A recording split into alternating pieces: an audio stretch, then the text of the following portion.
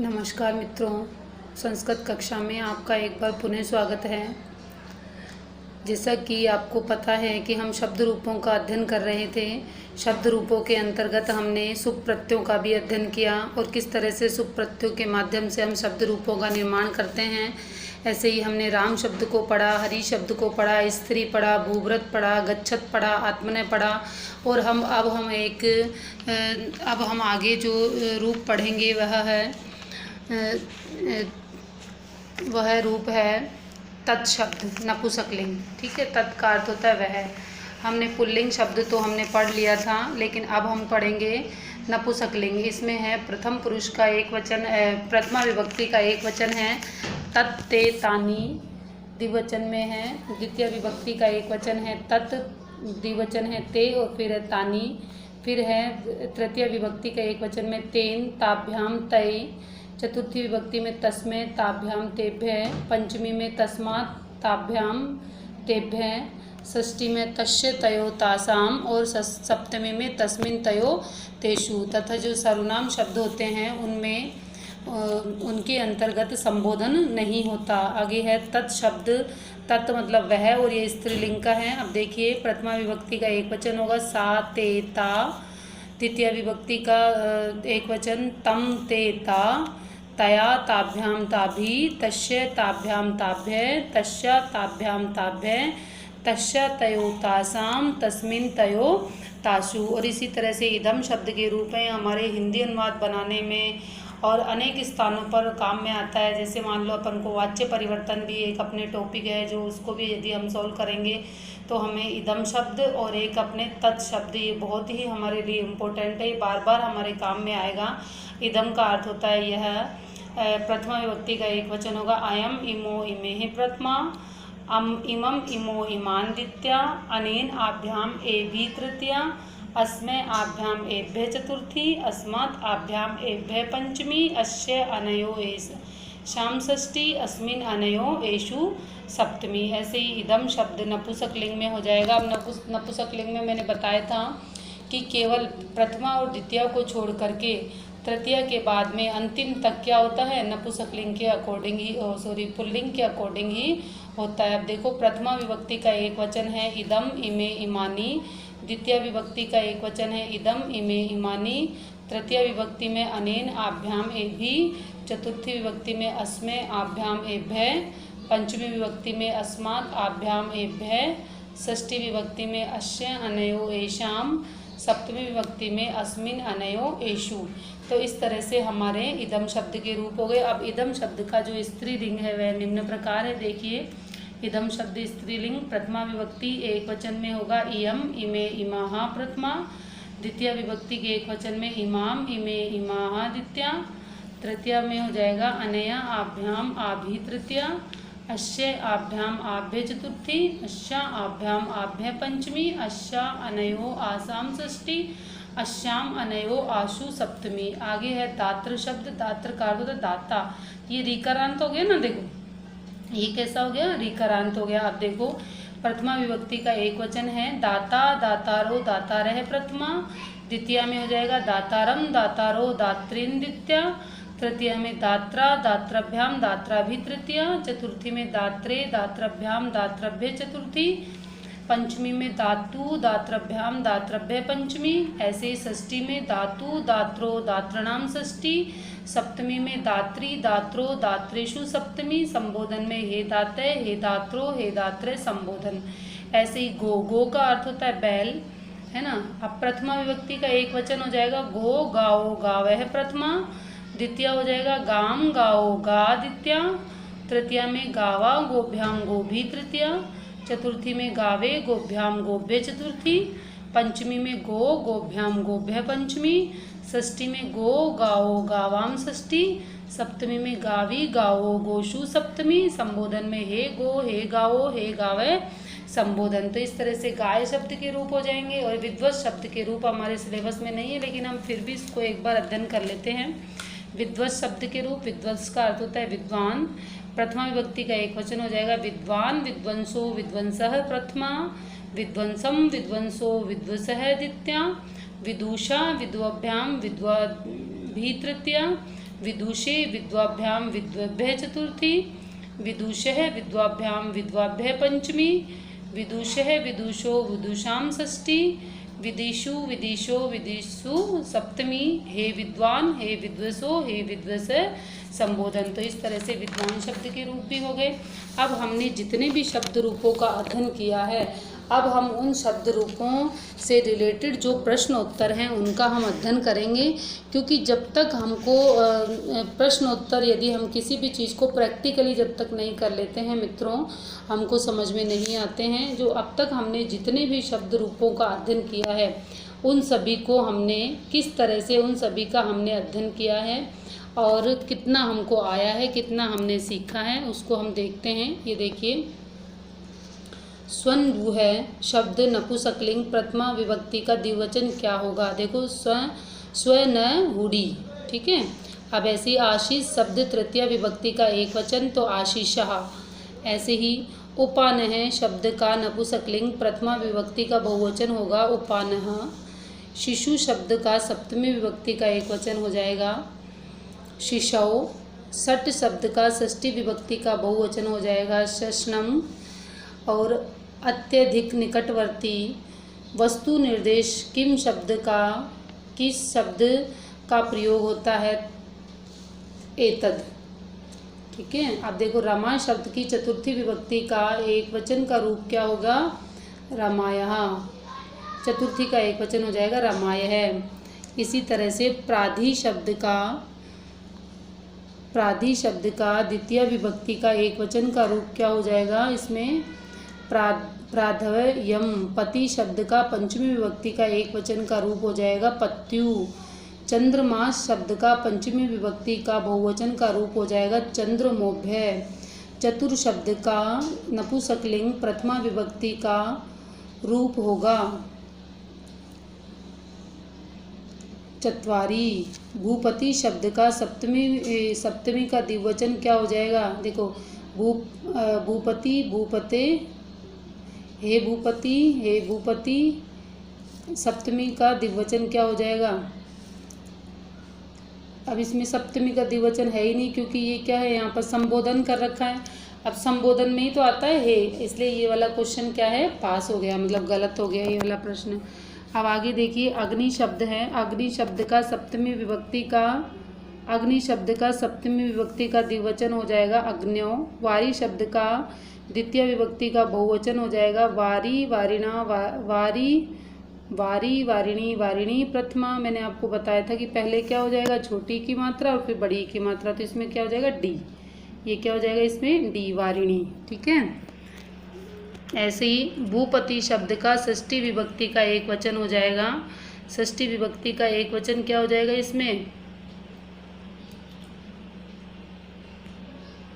भूपति शब्द का षष्ठी विभक्ति का एक वचन होगा भूपते। त्रि शब्द का पुल्लिंग शब्द भूपते तो चतुर्थी हो जाएगा इसका, है ना। इसका हो जाएगा भूपते, हाँ। त्रि शब्द के त्रिपुल्लिंग शब्द की प्रथमा विभक्ति में रूप क्या होगा? त्रय। राम शब्द का चतुर्थी विभक्ति एक वचन क्या होगा?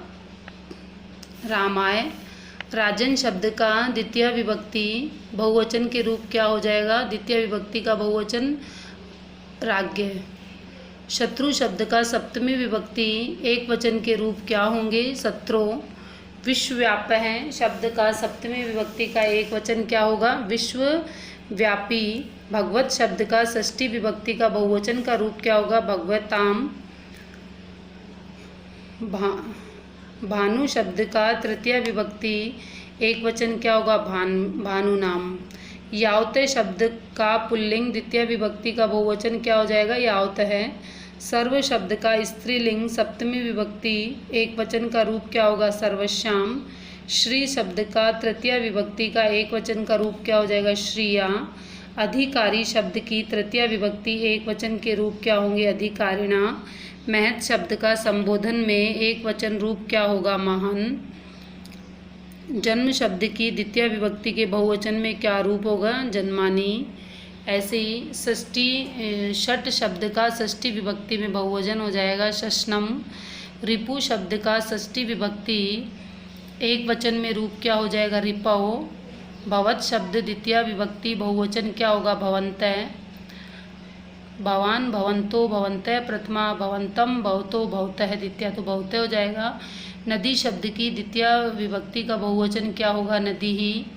ग्लो शब्द का तृतीय एक वचन के रूप क्या होगा? ग्लव। भूभृत शब्द का सप्तमी विभक्ति का बहुवचन में रूप क्या हो जाएगा?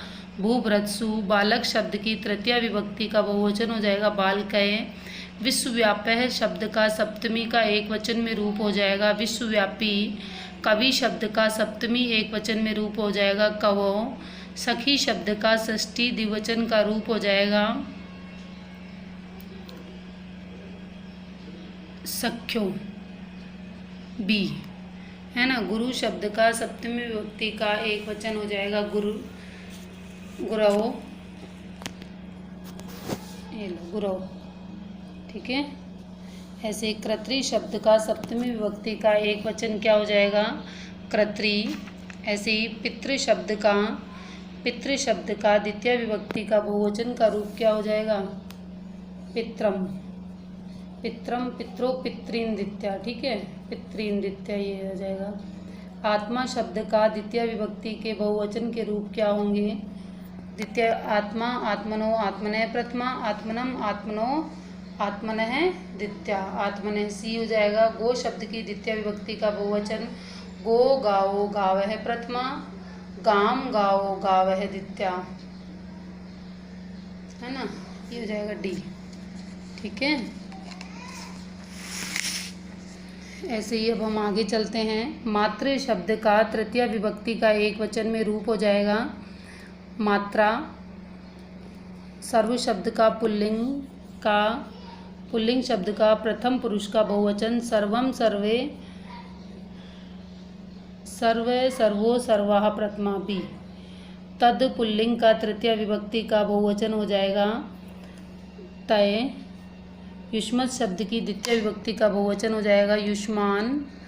इदम शब्द पुल्लिंग का तृतीय विभक्ति का एक वचन में क्या रूप हो जाएगा?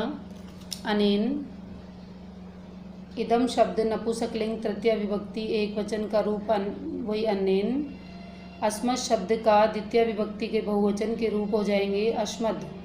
द्वितीय विभक्ति का बहुवचन अहम, आवाम, वयम पर प्रथमा, माम, आवाम, अस्मान द्वितीय, माम, आवाम, अस्माम द्वितीय, अस्मान हो जाएगा यहाँ पे, ठीक है। न हो जाएगा यहाँ पे ये न, ठीक है ना।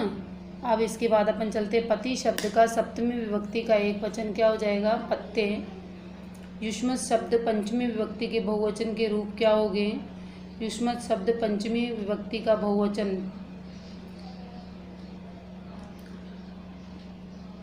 त्वम, यूयाम, यूयम प्रथमा, त्वाम, युवाम, युष्मान द्वितीय, त्वया, युवाभ्याम, युष्माभि तृतीया, त्वत्, युवाभ्याम, युष्मत् चतुर्थी, त्वया, तो इसमें आ जाएगा आपके युष्मत्, ठीक है। आगे अपन चलते हैं। कति शब्द की प्रथमा विभक्ति का बहुवचन क्या होगा? कति शब्द की प्रथमा विभक्ति का बहुवचन कति, कति, कतय प्रथमा, तो ये लो कतय। तत्शब्द नपुंसकलिंग प्रथमा विभक्ति के बहुवचन के रूप क्या हो जाएंगे? तत्ते, तानी, ये तानी हो गया। त्रिशब्द की स्त्रीलिंग द्वितीय का बहुवचन के रूप क्या होंगे? त्रिशब्द का स्त्रीलिंग द्वितीय का बहुवचन के रूप क्या होगा? द्वितीय का बहुवचन तिस्त्रय। भवत शब्द का द्वितीय विभक्ति का बहुवचन रूप क्या होगा? भवत शब्द की द्वितीय विभक्ति का बहुवचन भवान, भवन्तो, भवन्तः प्रथमा, भवन्तं, भवतो, भवतः द्वितीय, बी। कर्मण शब्द का पंचमी एक वचन के रूप क्या हो जाएंगे? पंचमी का एक वचन कर्मात्। वाणिक शब्द पुल्लिंग शब्द का चतुर्थी के एक वचन में रूप क्या होंगे? वाणिजः। चतुर्थी का एक वचन वाणिज्य, बी।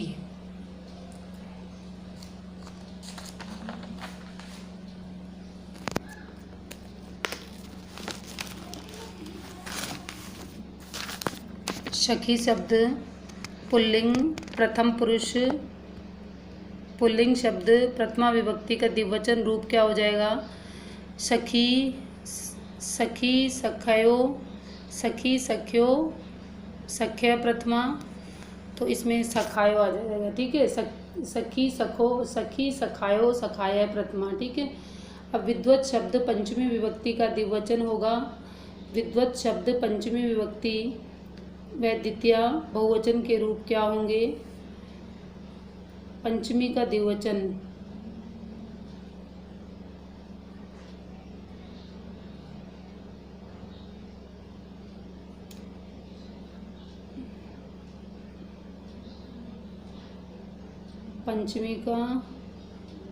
पंचमी और द्वितीय के बहुवचन के रूप क्या हो जाएंगे? विद्वान, विद्वंसो, विद्वंसः प्रथमा, विद्वंसम, विद्वसो, विद्वसः द्वितीया, विद्वसः।